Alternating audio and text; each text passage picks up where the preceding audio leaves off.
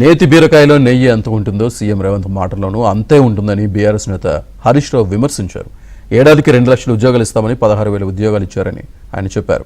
అలాగే 6,000 మంది లైసెన్స్డ్ సర్వేయర్లను ప్రభుత్వ ఉద్యోగులుగా చెప్పుకోవడం ఏంటని హరీష్ రావు ప్రశ్నించారు. మొదటి ఏడాదిలోనే 2 లక్షల ప్రభుత్వ ఉద్యోగాలు ఇస్తామన్నారు. మొదటి ఏడాదిలో ఇప్పుడు 3 ఏళ్ళు దగ్గరికి వచ్చింది. ఇచ్చిన ఎన్ని అంటే 16,500.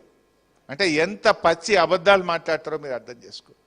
ఇలా 70,000 ఉద్యోగాలు ఇచ్చి 70,000లో 6,000 లైసెన్స్డ్ సర్వేయర్లకు కూడా ఉద్యోగాలు ఇచ్చినామంటారు. ఇదేం ఉద్యోగము?